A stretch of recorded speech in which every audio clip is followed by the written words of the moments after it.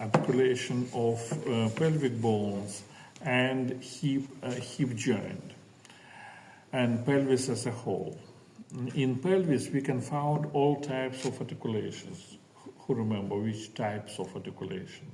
Synarthrosis and diarthrosis. And synarthrosis consists of syndesmosis, chondrosis, and synostosis. Synchondrosis may be temporary and permanent. In pelvis, where you know temporary synchondrosis here? Yes, in three pelvic bones, they are ilium, sciatic bone, and pubic bone.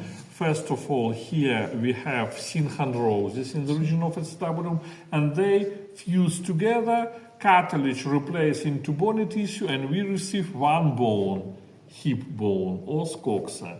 The same about sacral vertebra. They have synchondrosis, which replaces into synostosis, and between coccygeal bones, we have synchondrosis, which and then coccygeal bone fuse together and makes one bone, os coccygis. Yes.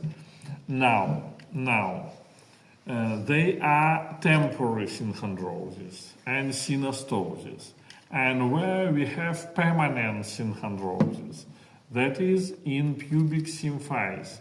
In the beginning, in the first 3 years of life, we have cartilage, that is discus interpubicus, and after this age, from fourth year and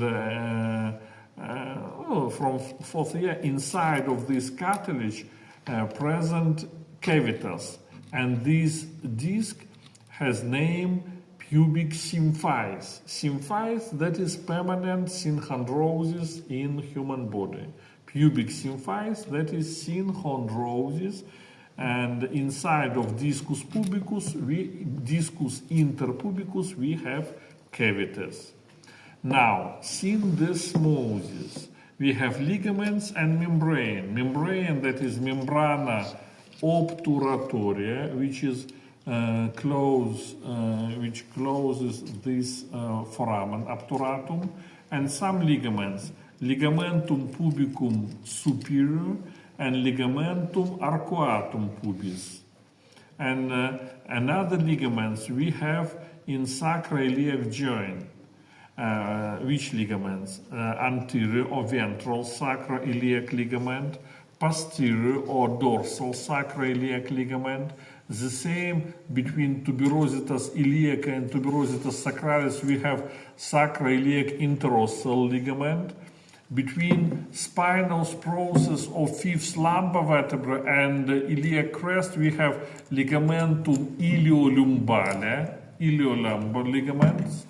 And last two ligaments between sacral bone and spina ischiadica, that is ligamentum sacrospinale, and another between sacral bone and tuber ischiadicum, ligamentum sacrotuberale. And these two ligaments, together with notches, greater and lesser sciatic notch, makes what? Openings. Foramen ischiadicum majus and foramen ischiadicum minus. Now, sacroiliac joint, articulatio sacroiliaca, that is simple because two bones, plain, that is shape of this joint, and amphiarthrosis, it is tight joint. That is why we will not discuss movements in this joint, just amphiarthrosis, that is enough. Simple, plain, and tight joint, amphiarthrosis. Between sacral bone and coccygeal bone, we have also joint that is sacrococcygeal joint. It is simple, plain, combined, and tight joint. Tight joint, amphiarthrosis, a lot of ligaments here it is, which fixed sacroiliac joint.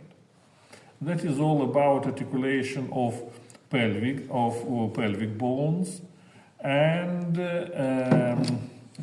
very important important to know pelvis as a whole.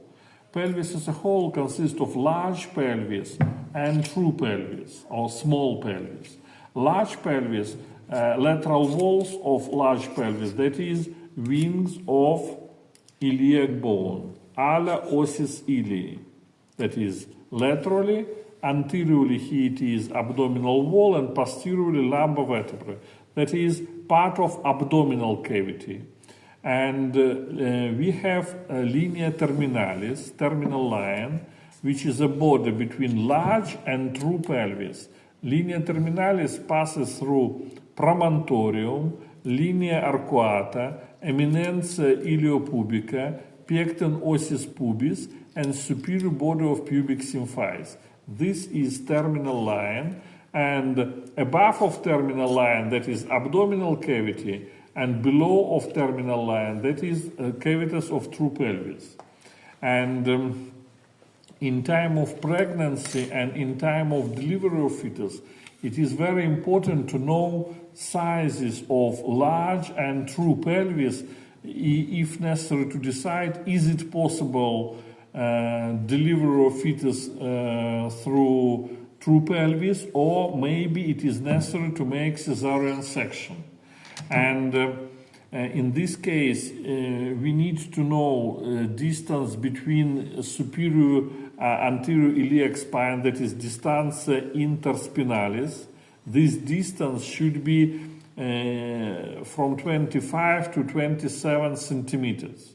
Then distance between iliac crest, that is distantia cristarum or distantia intercristarum.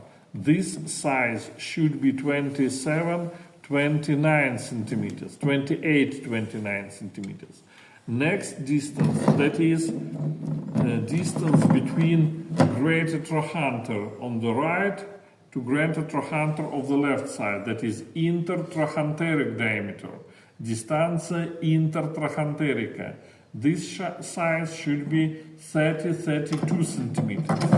Another distance, that is distance between pubic symphysis and point below of spinal process of the fifth lumbar vertebra, that is external conjugate, conjugata externa. This size is 22 centimeters.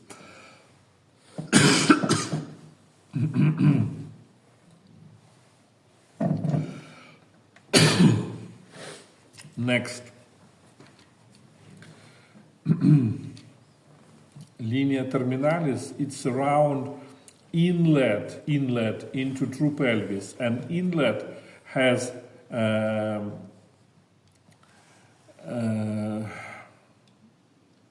conjugata vera, that is true direct size of pelvic inlet, that is space between promontorium and middle part of pubic symphysis. This distance is very important because that is the smallest distance of pelvic inlet, that is 11 centimeters. And transverse diameter of pelvic inlet, that is space between linea arcuata on the right and on the left side, that is from 13 till 14 centimeters. And pelvic outlet, that is direct size between apex of coccygeal bone to inferior side of pubic symphysis, should be from 9 to 11 centimeters, 9.5 to 11 centimeters. And transverse diameter of pelvic outlet, that is space between inner surfaces of sciatic bone from here to here. This transverse distance also should be 11 centimeters in normal. And last, hip joint. Hip joint, that is joint between acetabulum and head of the femur. This joint is simple because two bones participate. It is ball and socket joint, or that is articulatio catilica, articulatio catilica, that is specific name for this joint. And this acetabulum, if you remember, in shoulder joint, we have cartilage which is in large volume of cavitas glenoidalis. What is the name of this cartilage in shoulder joint? Labrum. What is it? Labrum. Cartilaginous labrum in shoulder joint.